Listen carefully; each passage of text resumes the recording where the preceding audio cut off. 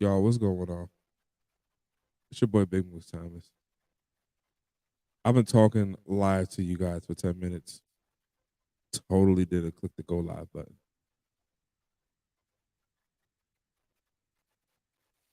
It's one of those days. Fuck it. Let's get into it. All right. I'm just going to repeat everything I said for the past 10 minutes. If you weren't there to listen to it, I'm just going to blame you somehow, even though it's my fault. Blaming you somehow. But besides the point. Let's get to it, y'all. So, your boy Terry got signed, y'all. Your boy Terry got signed, man. I'm so happy that your boy Terry got signed. What's good with y'all, man? How y'all feeling out there today? Yo, what's good with you, Knight? How you feeling, bro? But yeah, man. Hey, yo, Future, what's good? What's good? Yo, Terry got signed, bro. The contract is done. We don't want to talk about it no more. It's finished. All right. Mwah. All right. You want to go argue with your mother because it's done. So happy, bro. So happy to get that off the table, man. Like, I don't think y'all know, man. As a diehard Commanders fan, signing players is like, all right, y'all. Signing players, it's almost like the regular season for us because you never know what's gonna happen. You never know what's gonna happen, bro. When we looking to sign a player, we can go and go the Hainsworth route, or we can go the Kirk Cousins and Trent Williams route. It's like you just don't know, bro. Like you, it's either we overpaid because we just didn't want to pay somebody, so now we just throwing money at somebody randomly, or we get into contract negotiation stuff doesn't happen right, blah, blah, blah, this, that, and the third, and then that person's like, you know what, I'm done here, and they just move on. Okay. Luckily, it wasn't like that in this situation. We actually got a deal done with the homegrown third round talent who shined and blossomed and became a top 10 NFL receiver in the league. That is impressive work from our front office from what it was. Again, I'm not going to say let's go ahead and line up Manhattan and line up the streets of DC and say we're going to throw a whole parade and a ticket taper parade. No, we're not. What we're going to do is we're going to say, hey, you did your job properly. Let's do that again. That's all we can say on that. That's all we can say, that you did your job properly. Let's do it again. And they've shown 2 off seasons in a row to effectively do their job properly. All right. We signed Jonathan Allen. Boom. We signed Terry McLaurin. Boom. We shored up the defense, signing off-season talent, as well as re-signing people who we needed to get back on. We went to the 7th round, got an amazing DB, Cam Curl. Boom. We're finding all areas of the draft. We have first rounders playing. We have second rounders playing. We have third rounders playing. We have 7th rounders playing up to a high level. We're utilizing our draft picks. The franchise is turning around slowly. It's just not pretty. Let's be clear. We are getting better. All right. The roster is actually getting better. The picks are starting to show up and be better. There still are some picks that are out there that's a question. We're not going to lie about that. All right. Davis, I can't say much about Davis, bro. I can't say much about Davis. That's our first rounder from last year. All right, middle linebacker who had 1 year at Kentucky. It was looking a little shaky. Not gonna lie to you. Boy had to be number 2 and number 3 sometimes. So bad that we had to put Cole Holcomb, be like, yo, man, what you got? Can you do it for us? Lucky Cole Holcomb was serviceable. And that was that. But, Now, again, this signing, those back-to-back signings, is turned around talent. Again, first round is going to sign. Third round is going to sign now. Terry, first wide receiver Washington has drafted and re-signed since Art Monk.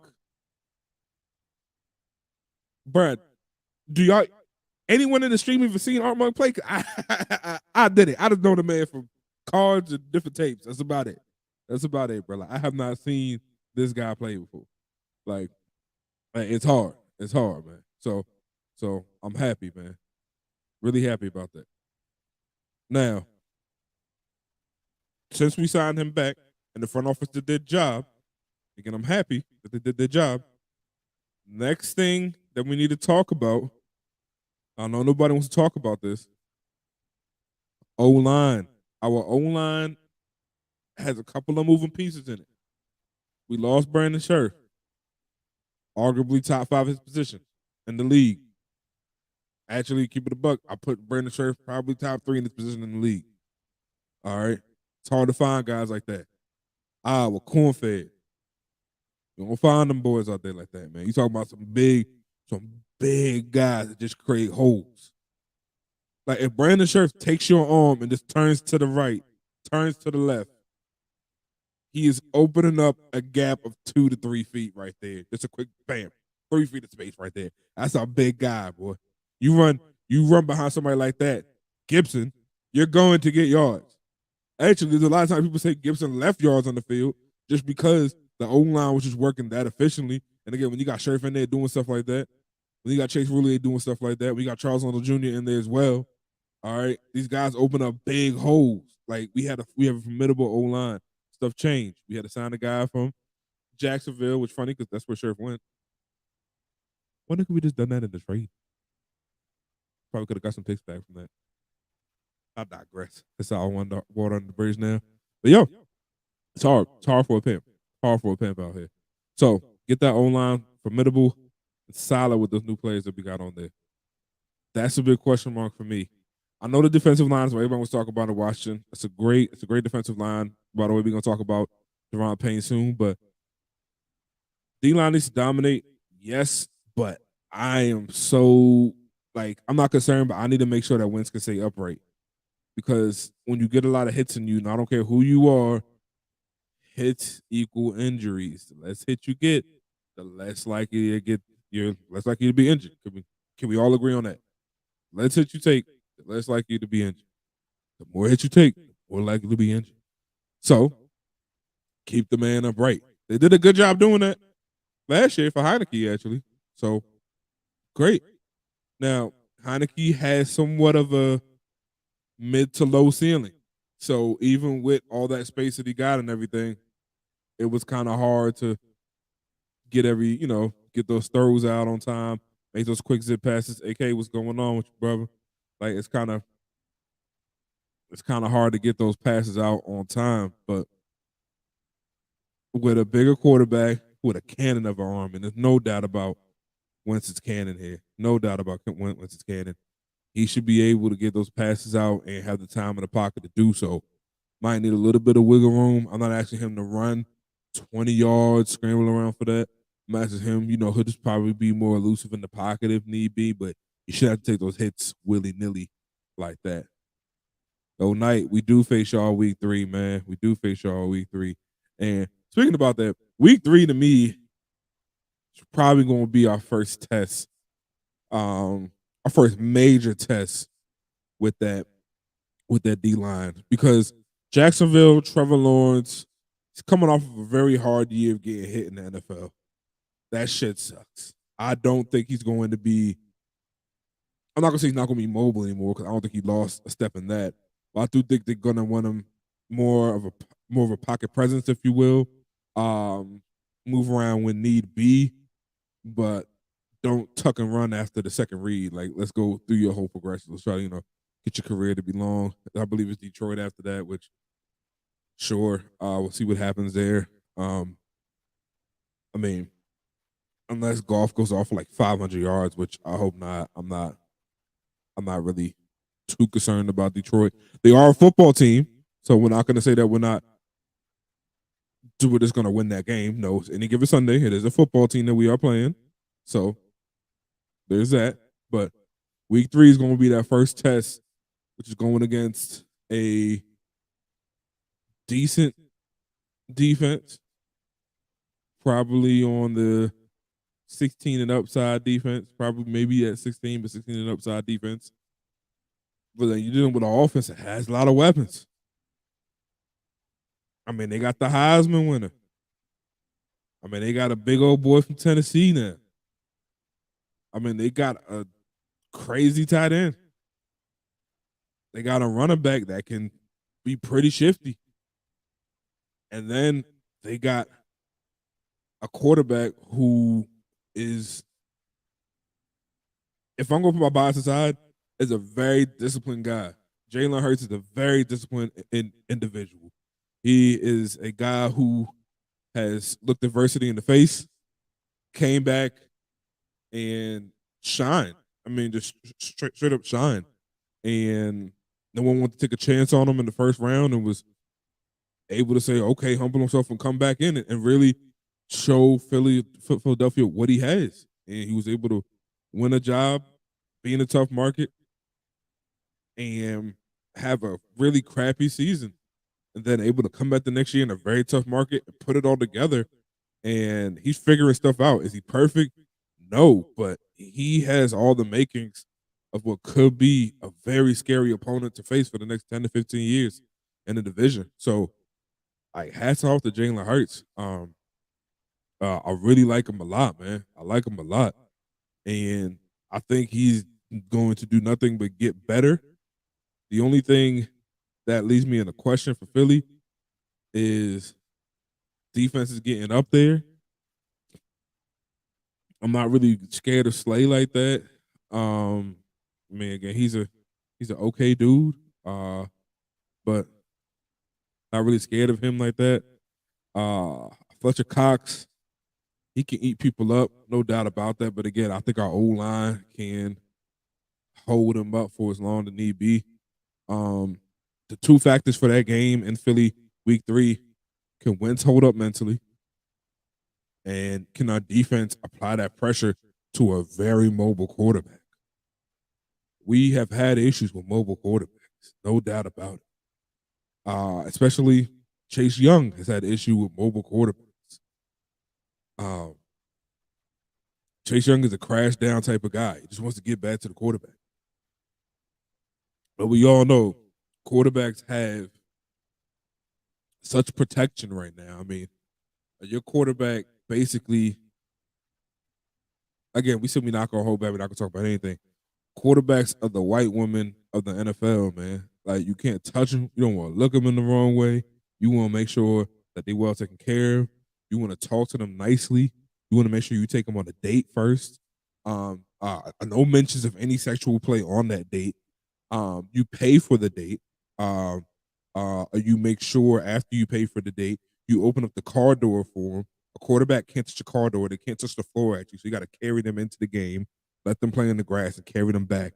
You cannot touch a quarterback. So, and when they're mobile, it's even harder to tackle that quarterback because it's just like you still have a strike zone while they're moving, which is crazy. So it's gonna be hard. It's gonna be hard to see that going on.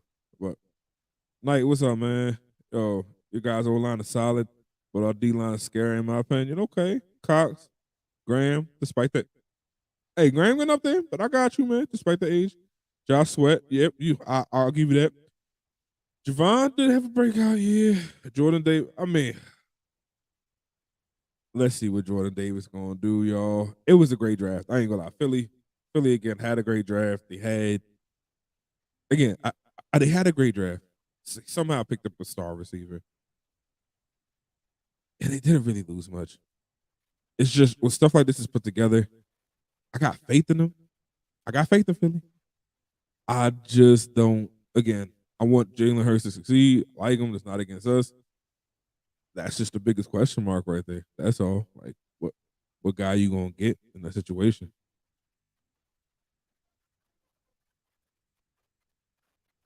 Yep, it will be scary with situations. That's correct. I think where the Commanders have really got that going is having those speedsters on the outside. Again, making sure you can just evade the linebacker. Because all you gotta do for a linebacker really to free up a linebacker, 6'6" tight end, have guys on the outside and run a 4-2, 4-3. 4-5 max, and they're not gonna work. So after that, man, your linebackers become damn near useless. I want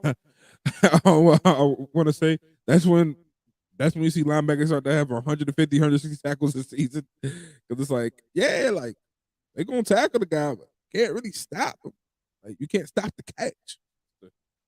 That's the hard part. That's when you're trying to stop the yak, really. So, all right, I got faith in Terry. I got faith in Curtis. Jahan's is a question mark for me. Again, I have no basis for Jahan. Jahan Dotson is, I'm not gonna say a non-factor to me. He's just rookies to me are always like a we'll see. And that might be me being the pessimist of just being a Commanders fan and just kind of scared of rookies because how we've been with rookies and like mostly first round rookies. Let me say that. First rounders, I'm always like, we'll see. Everything else, I'm like, oh man, I'm so excited. But something about first rounders, I'm like, all right, well, let's see what happens. Boom or bust, Again, Trent, amazing. RG3, one great season, one amazing season. Oh, long for those days. But then Ryan Kerrigan, amazing first time here. Josh Doxson, who? Like, like, if I went down the Commanders front, like the Commanders first round is y'all would be so confused. Like y'all would be so confused. It'll be it'll be um it'll be something for the ages. I put it like that. As you man, let's do this since we want to talk about this. I'm just gonna do this from 2010 on up. 2010, Trent Williams, shouts out. 2011, Ryan Kerrigan, shouts out. 2012, RG3. One great year that we talked about. 13 and 14 was due to the RG3 pick. Didn't have one. 2015, Brandon Scherf, shouts out.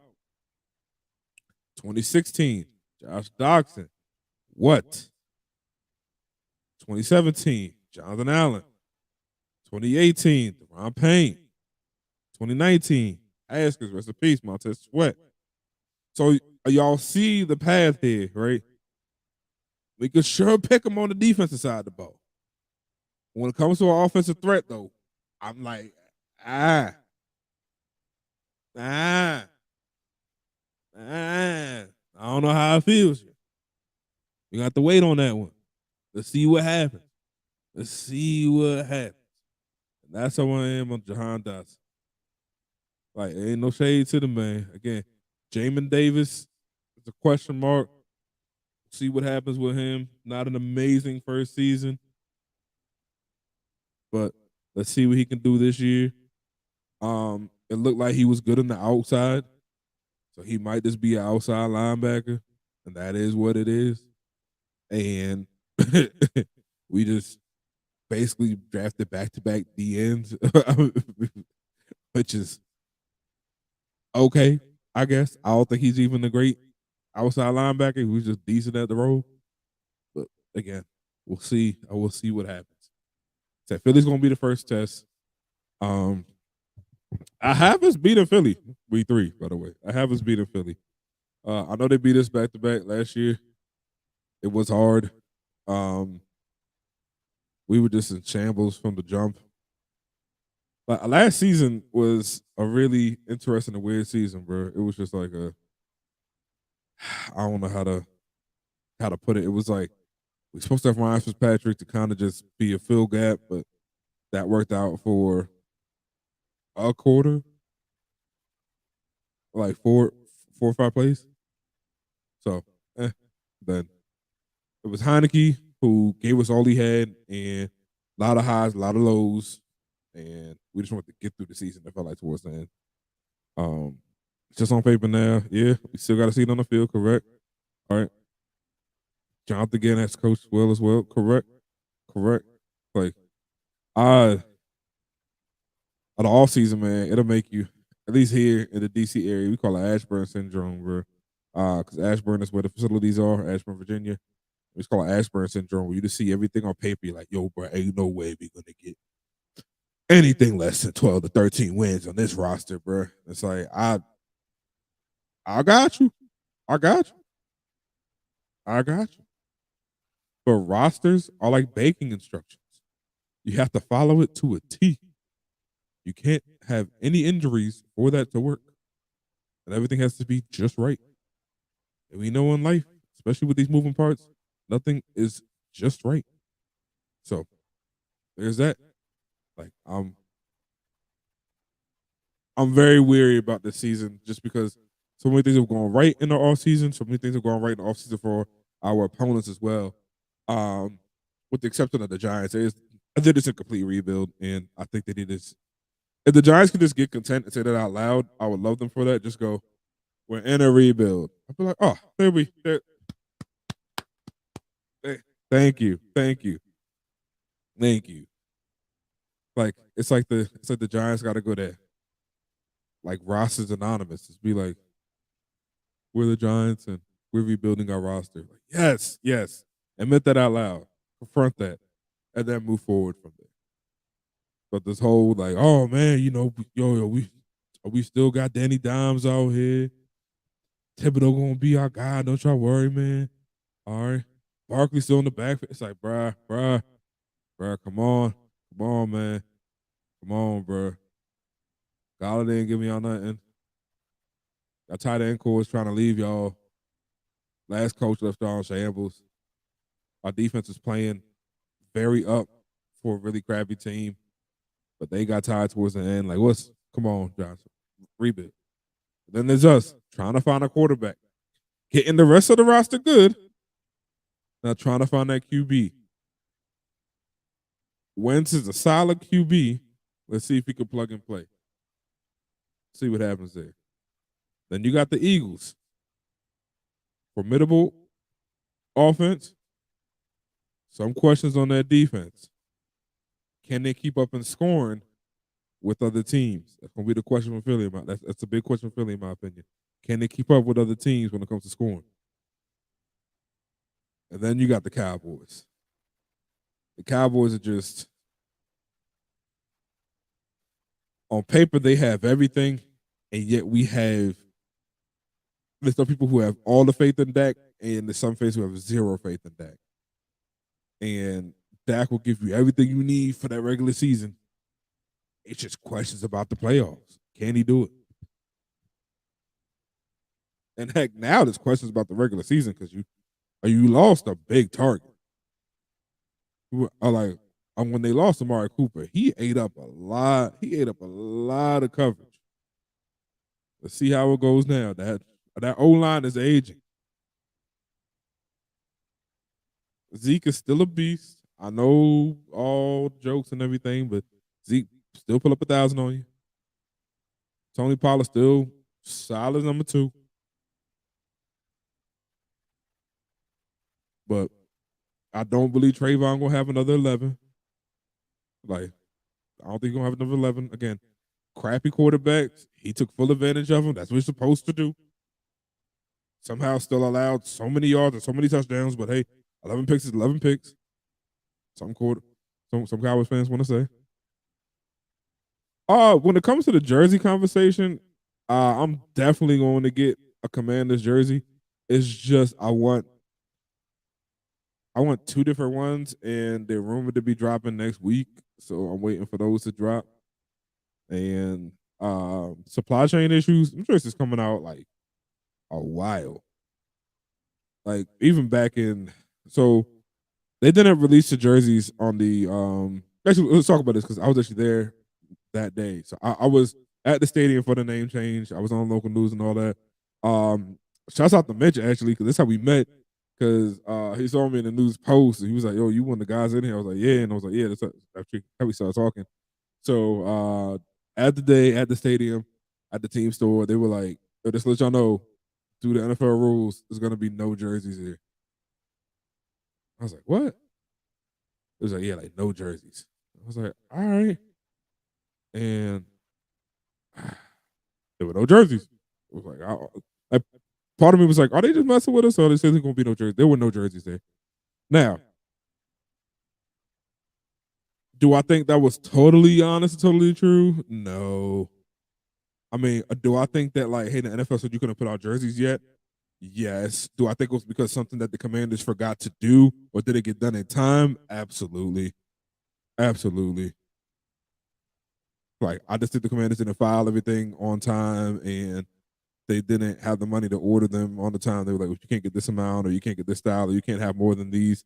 Like if you don't have this amount of jerseys out right now, we can't allow you to release until you have X amount of designs done or like approved and stuff like that. I definitely think it was that. Just due to, by the way, I still have the pen. I'm keeping it in the plastic.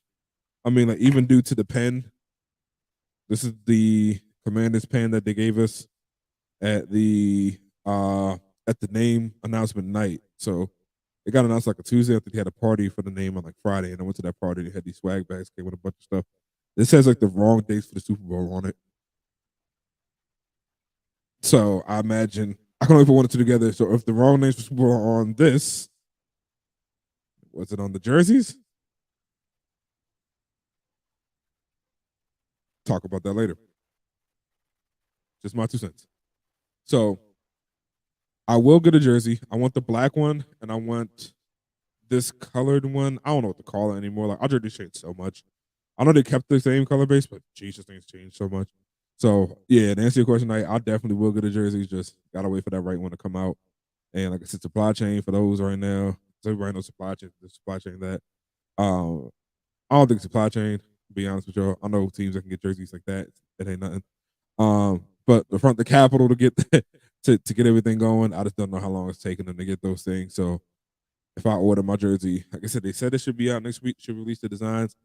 I hope it gets here by like mid-August, and then if it does, I'll be wearing it for them. But until then, I'm still gonna rep with what I got, and that's the Washington football team jersey. I actually feel pretty honored to get these because it was only out for like a year and a half. So yo, I'll take it. I'll take it because if anybody doesn't remember, like our name change came pretty suddenly, so you gotta be with it and get lost. So I'm gonna get with it tonight. I'm gonna keep this.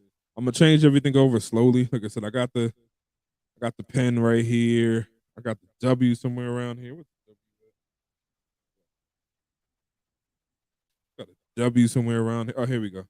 Got the W magnet right here for him. Bam. That's the new logo right there. Got that. Um, got the hat. Got this opening day. Got that. So like I'm slowly phasing in the commander stuff. Uh, I'll give them that the way that they made it, at least for everything but a jersey, it's pretty interchangeable. The jerseys obviously look much different. But for all the other apparel paraphernalia, yeah, you don't have to like really have it be the same right now. What's going on? Your prestige, what's going on, man? What's going on? How y'all feeling? But yeah, yo, that name change. Actually, let me ask y'all something. What did y'all think about the name change? Because I thought the name change when I first heard it, like I was like, all right, cool, I like it. Again, the worst. I'll say one of the best, worst kept secrets in the DMV ever, like in Washington ever. That goes for Congress and that. Because they had such a good lock on it for such a long time. And then like within like I want to say it was just like the last 72 hours, like this leaked, and then they had people in the employee stores sending out photos to their friends, and that leaked, and then they had a News 4 chopper go around the stadium, and they covered on the windows on the bottom floor, but on the top floor, they just didn't get it right. Yo, Prestige, all good, man. Much love to you, bro. Thank you very much for stopping by, Pimp. But it was what it was, man. But like I said, I thought the commander's name was good. Let me know what y'all thought, man. Yeah, it sounded like the units weren't that bad when he dropped them. It was pretty hot, man. All right, I wanted something else. I already knew it was gonna be admirals or commanders, so it wasn't surprising. Cool. So like, what was that something else that y'all wanted? Like, I'm just curious again. I ain't coming at nobody. I'm just truly wondering. Like, what was something else y'all wanted? I like that it kind of put DCU onto one theme. That was my take on it. So we had the Nationals, boom, Capitals, boom. Now you got the Commanders, boom. All kind of patriotic themed, if you will. Um, I mean, even the DC United kind of had the patriotic theme to it. Uh, there are the Wizards and the Mystic. Don't know where that name came from. Um, they were like bullets. We gotta change something with the gun laws in DC. Bullets changed to Wizards. That was like the dumbest name I think I've ever seen, bro. Um, what? All right, the Red Wolves thing, they came out pretty early, and we're honest with that. They were like, "Yo, look, it's too much." That's straight up. That's straight up what Jason Wright and everybody came out and said. Like our front office was like, basically like to get the patents for that and everything. They were like, it will be very difficult and we can't do it. I think they used the word can't interchangeably with it will cost too much, and that's what it was. And I'm not mad at that. I'm not mad at that, man. Like, correct. Like the Hogs. Yeah, okay. Here's my issue with the Hogs. For some fans, the Hogs mean something to them, but for the fan base who they're looking for in the future, it means absolutely nothing. And I know that's hard to hear, but and, but to the future who they want to cater to the kids who are 15, actually keep it buck, I'll say 21 and down, because you again, like when you do this name change, yeah, you can look for your target audience now of the 45 to 50 with disposable income. That's cool. But they're only good for another 5 to 10 years. And then they gotta start talking about retirement and stuff like that. So you're looking for the people with disposable income who can do this. People my age and younger. I know about the Hogs because I'm a dedicated fan. A lot of passive fans don't know about the Hogs. It's the truth. Like they don't know about them. So to pay homage something you don't know about, it would get to the point of be not silly. It just wouldn't make much sense to people. Kind of like, I mean, but then again, you could do it because the Knicks did it. So you got the New York Knickerbockers, which I believe has finally been shortened down to like officially been shortened down to the Knicks. I hope so. Like no one knows what the Nick is. Like no one knows what the Knickerbocker is. That is what it is, I guess, up there. But it's such a historic team that somebody, I guess, a New Yorker will always be able to explain it to you. But we're talking about a team who's honestly been on the decline for a couple of years. They also, to your point about the Hogs, like that fan base is so done with Snyder that they actually lost the Hogs in a weird way. Dan Snyder straight up didn't like the Hogettes, which were a support group for the Hogs, and then they had to revamp it, and they did something called the Hog Farmers now, which is it's a great organization. Don't get me wrong. It's just like what happened to the Hogettes that we want to talk about, but that's like a really hyper local thing. We don't want to get too far into that. But yeah, that's it in the name. Again, they could have, but I feel them. I'm sorry, y'all. I just hate this virtual background. I thought it was gonna be good. I'm just gonna give y'all the straight background now. It's all good. All right. By the way, I gotta show y'all something that's really cool and something I got for being a super fan. I've been holding it back here. I haven't shown anybody yet. Since it's the first stream, I gotta show y'all since y'all been so loving and so been here with me. Let's do this.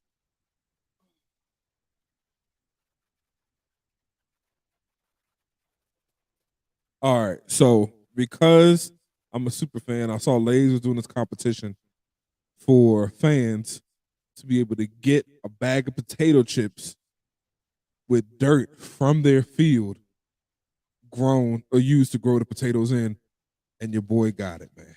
Your boy is lucky enough to get it. Let me show y'all right here.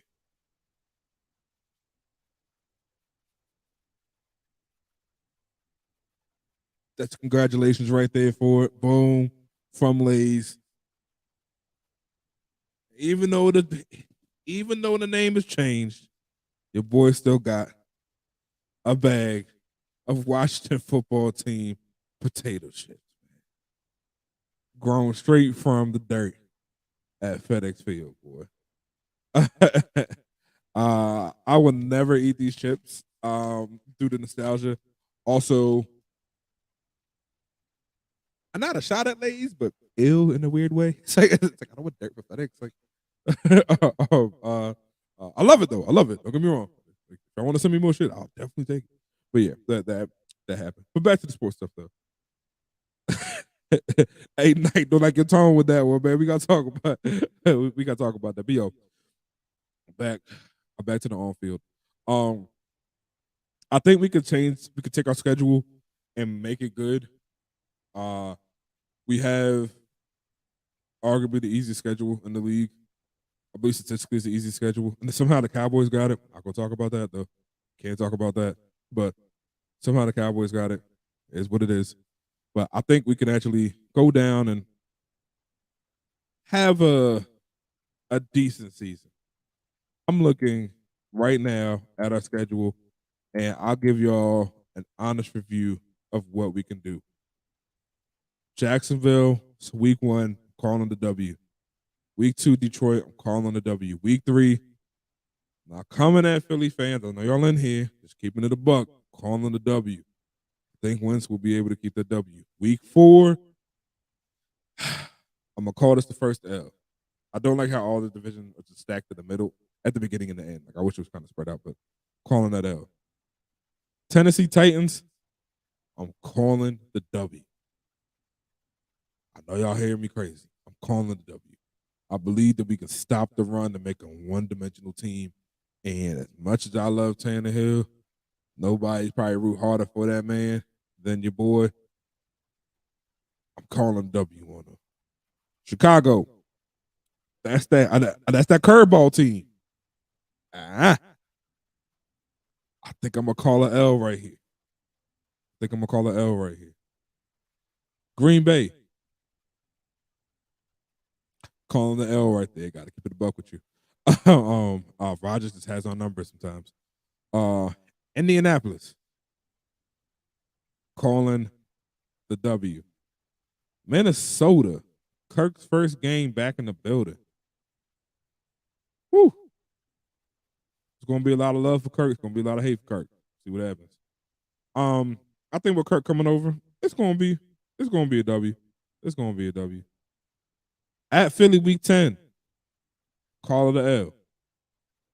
At Houston, calling the W. At Atlanta, calling the W. Have no faith in Mariota. If I'm wrong, I'm wrong.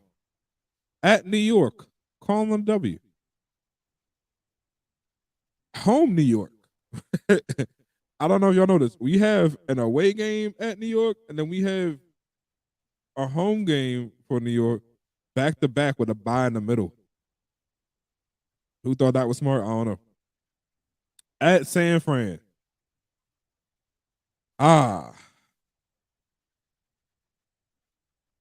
Calling the L. Calling the L. At Cleveland. With the way it's looking for Deshaun Watson, I'm gonna call the W. Because Baker's like, yo, I ain't trying to play.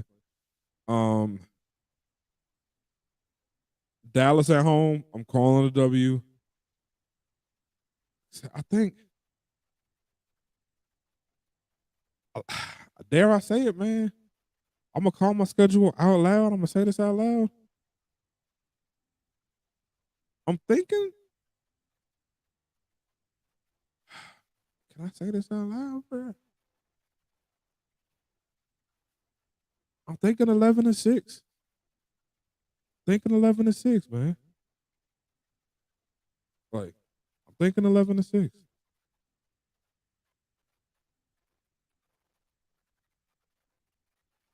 I definitely see with this one. I definitely agree with you. Like, yeah, like I could, like I said, I'm seeing that split. I'm seeing our game split. Like,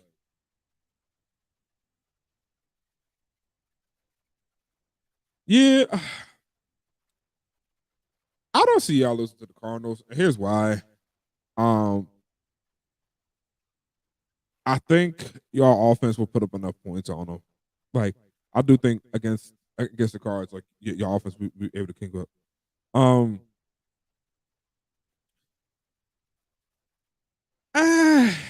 I mean, people say that Indy made all these improvements. I'm like,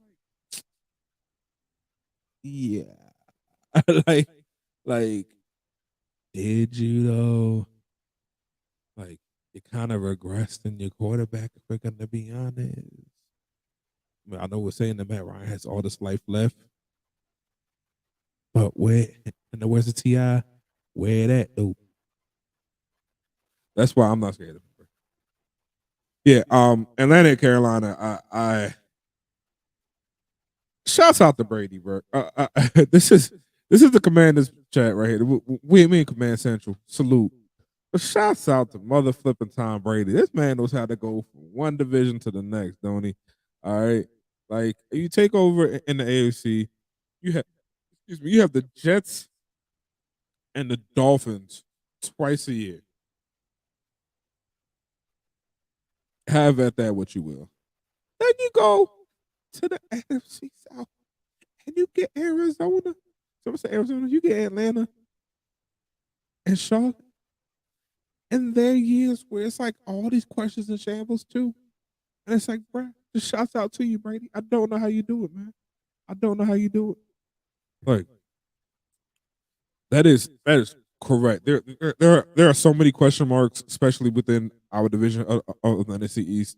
Again, biggest X factor in the NFC East is can these quarterbacks perform? With the exception of Daniel Jones. I don't think anybody's asking about Daniel Jones. But 3 out of our quarterbacks are all in the spotlight of whether they can perform. Now, I don't think the NFC East has had this many eyes on them for quite some time. Like I feel like the East is going to be competitive again.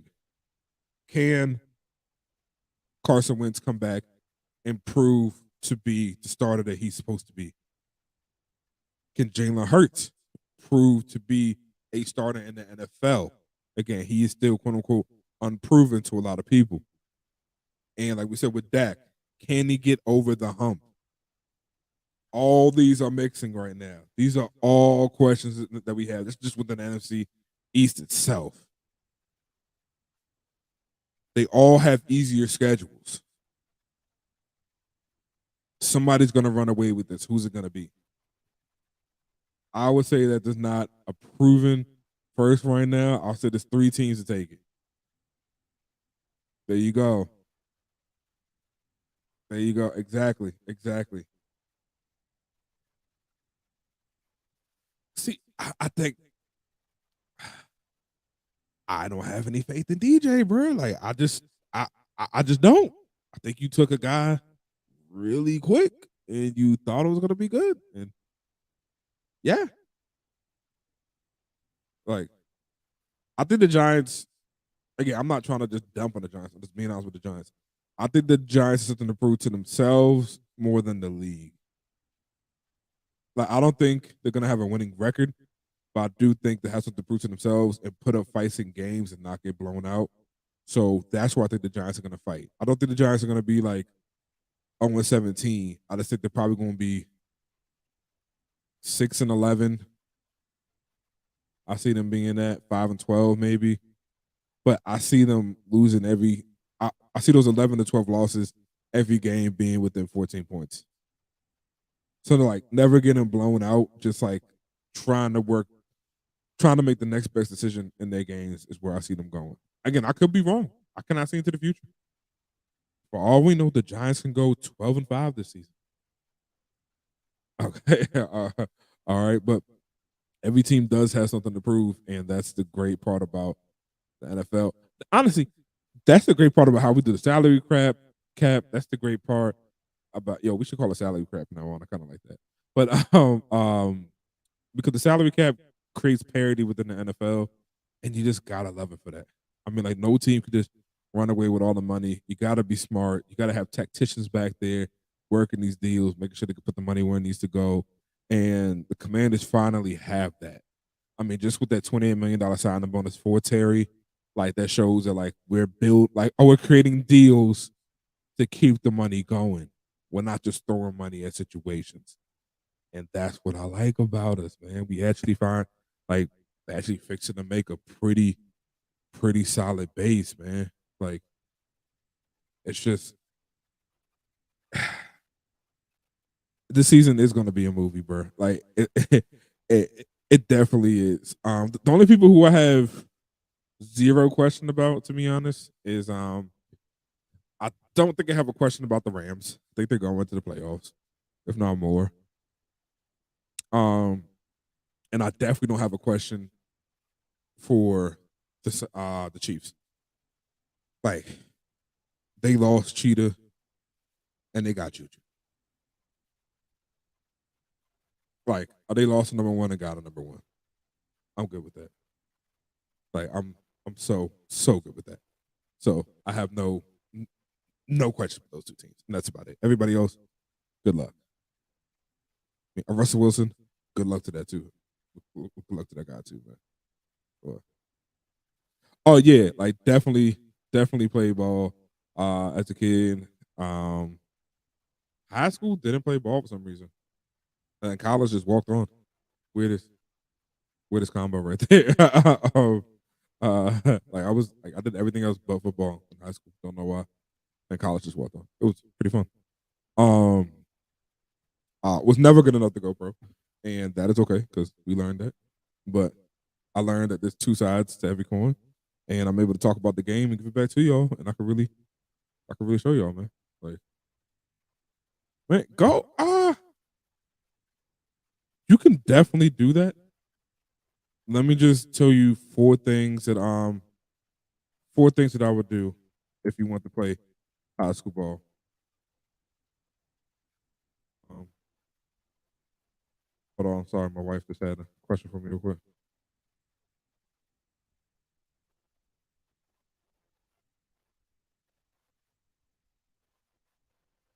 Sorry, y'all. Sorry about that. You gotta answer the wife, bro. I ain't gonna lie. All right, that's my Dan Snyder, minus all the allegations and everything else. Scratch that. Who's the good owner? Damn, there really aren't any. All right, cool. Well, that's my quarterback if you want to at that point. But if you want to play high school football, and you want to be a quarterback, three things you got to work on: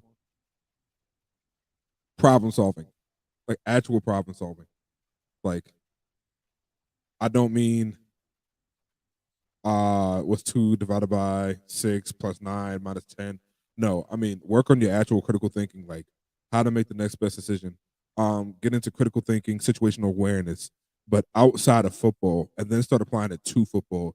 That will boost you up so much above every other person that, that you're going against. Because what's going to happen is once you get into critical thinking and you really try to work through problems at that point, you'll be able to go through your progressions and read a defense. Those two go hand in hand. Once you're able to do that and you're able to read the defense, at that point it's just working on your arm strength and getting the ball in there on time.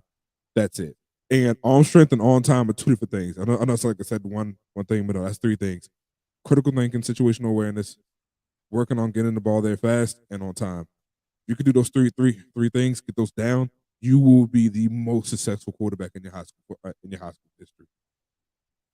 Because once you have the critical thinking down, like I said, when you're able to read the defense, you're able to make sure that you can see through the line and be like, okay, cool, I know when he's going to be here.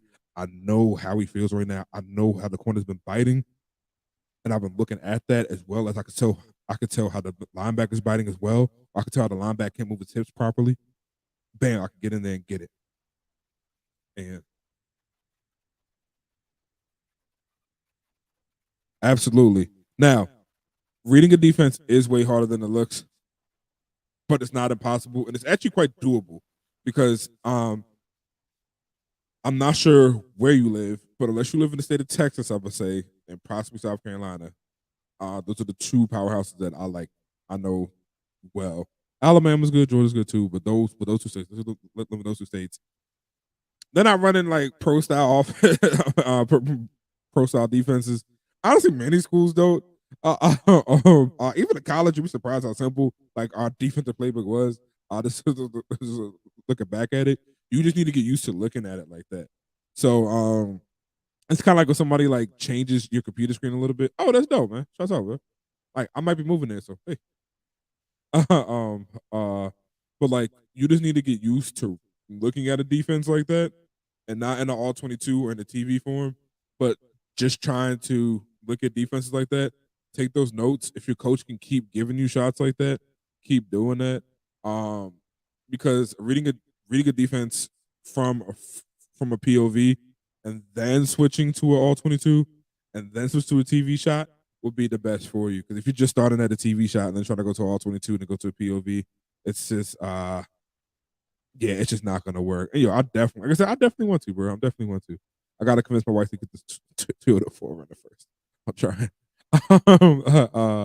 But yeah, like definitely, you definitely gotta do that, and that goes for everybody. Like, if you ever have any questions about the fundamentals of football, I'm more than happy to explain it to you.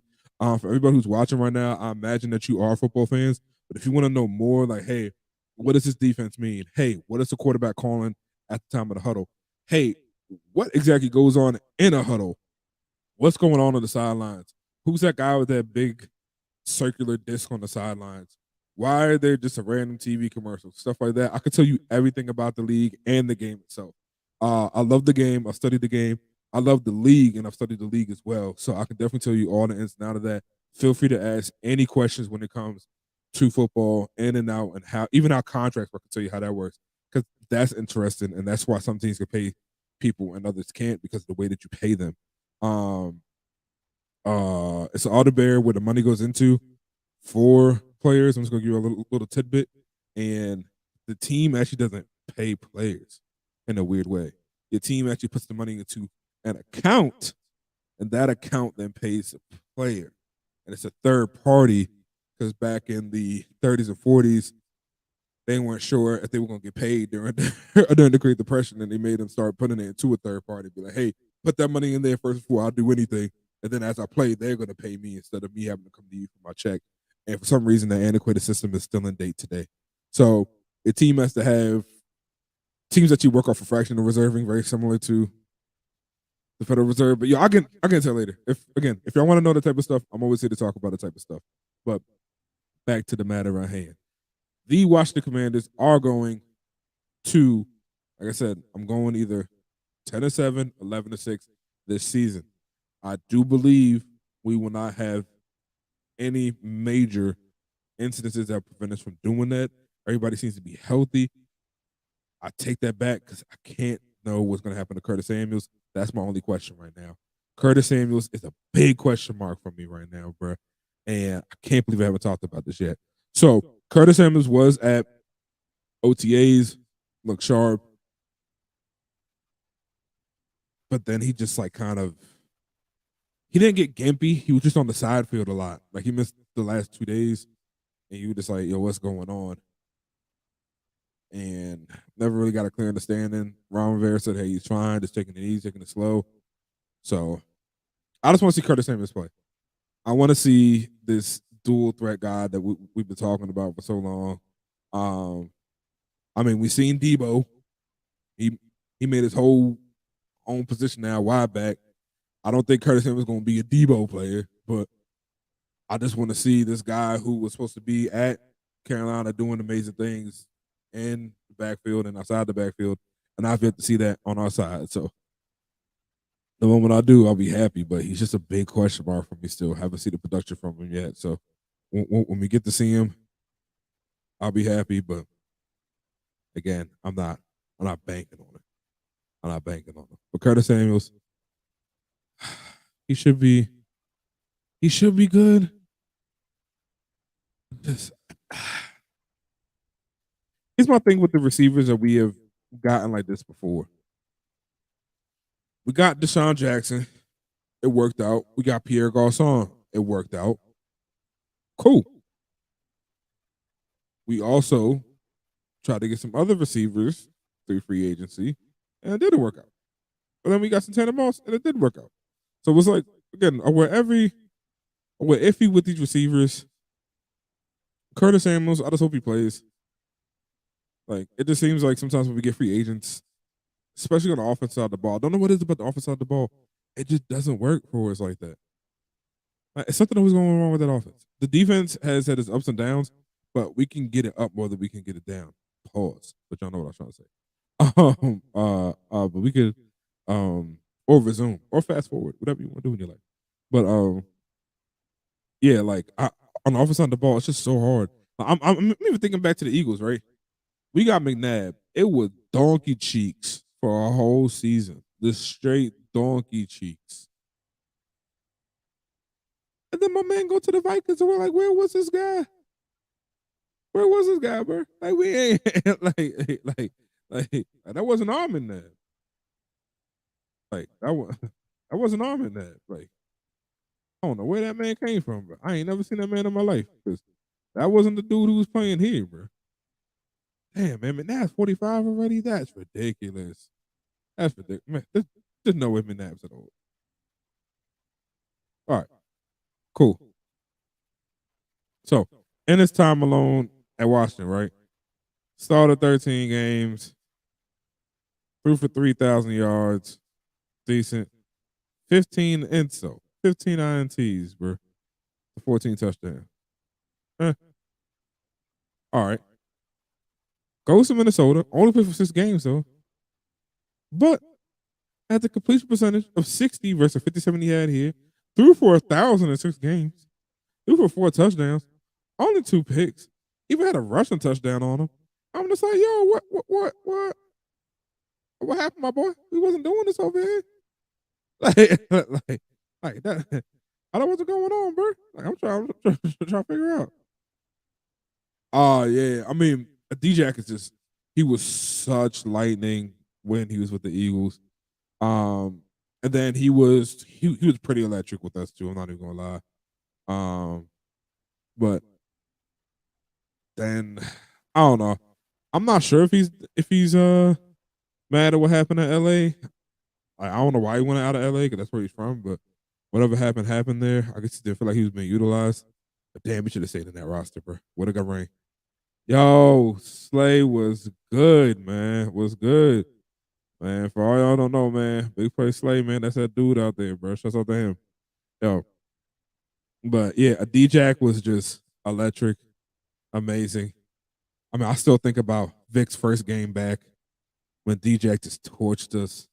I mean, the first play, it was just ridiculous. 70-yard bomb for the touchdown. Uh uh man, I don't want to relive that Monday night game, bro. That's one of the worst games I think I ever witnessed.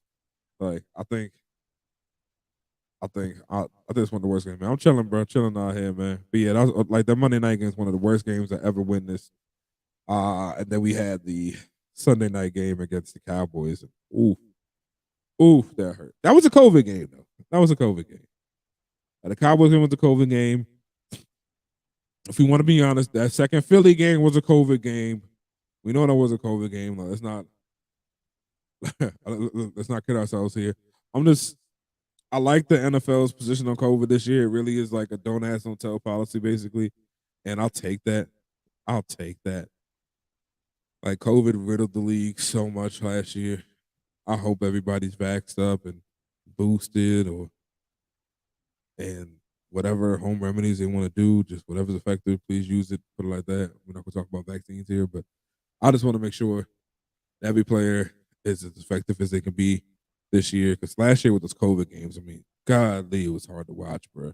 Like I said, like that Philly game, when we had to go find gas station people to play this game, y'all know what I mean? Like when you ever pull up to a gas station, you pull up to like a Home Depot, see the dudes outside, like, yo, I need you, come work a job for me real quick. Like, yeah, bro, like we was on gas station people, boy. We was it was hard. I watched baseball and basketball. Baseball passively, basketball, yes. But for basketball, I'm a diehard Wizards fan, and I just saw what happened to Bill, and I don't want to talk about it right now, bro. That kind of hurt, bro. Like, if we lose Bill, uh, I'm not. Leona's not going to kiss the franchise goodbye, of course, but I do think he's going to. I do think Ted Leona's going to have to figure out what we're going to do with the franchise, because Bill's like your last remaining hope in the franchise. You're trying to build around him. If he leaves,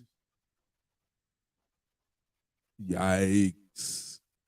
like if Bill leaves, yikes. I mean, I know he want to test free agency. Hopefully, you can get him to be like, "Oh man, take this $250 million that will pay you."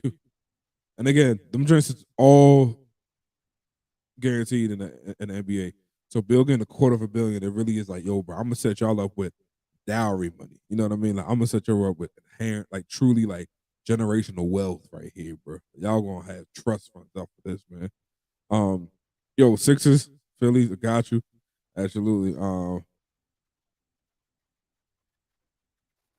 That's very true about baseball. I feel like baseball's best thing is that there's so many games. I feel like the worst thing is there's so many games. I'm just not watching 162, bro. I'm sorry, you can't get me to do that. Heck, I ain't gonna lie, you, you be hard pressed to find me watch 40 to 50. 'Cause that's all I really watch in the NBA too. I think the NBA has an issue with their scheduling. I think they should just start on Christmas. Like I think that's when the NBA season should start. Just start on Christmas, bro. Like stop trying to compete with those like first weeks in November, like when those first like things like the midweek of November and those first couple weeks in December. Like stop trying to compete then, bro. I'm not watching. Y'all know I'm not watching. This is when the NFL is getting hot. Nobody's watching the NBA right now, bro. Yeah, man. Yeah, I feel you. I feel you, bro. Like I'm so ready for the NFL season to start. And I like baseball. Don't get me wrong. I like baseball. There's nothing against baseball. I like going to Nats games. It's really fun. Unfortunately, I wasn't here when the Nats won the pennant. I was actually living in New York at the time, so I didn't get to be in the city to feel that vibe. But a lot of my friends were, and I went to a game down here. Like once, I didn't get to feel the season. I went to go to a game, and I mean, it was so live. It was such an alive time. So like, wherever you are, if your team is in the finals for whatever sport they play, go watch if you can. If you can, go watch a game. It is the most exciting feeling. Like, please go watch. It's dope. It is so dope. Or if you just have a good team like we do in the Caps, go watch your good team play. Going to Caps. I went to my first Caps game last season. Amazing. I'm not an NHL fan. You're not gonna get really NHL's news from me. But the one thing I will tell y'all is go to a hockey game. Them joints is fun. It's fun. It might just be a DC thing because we've been historically good for a long time, so people just like they built up that fan base and they know what's there. But yo, it was real nice. I thoroughly enjoyed it. Like, I was out there just wow, flabbergasted. Like it was an amazing time. Like I had a lot of fun out there, y'all. But yo, to bring it back around, just because your boy does have to meet his happy beloved lady when she get home. Um, yo, 10-6, 11-7 for the Washington Commanders. That's what I'm seeing this season. Jahan Dotson, big question mark for the rookie. Let's see if he can shine. Terry got paid. We're happy about seeing him get paid.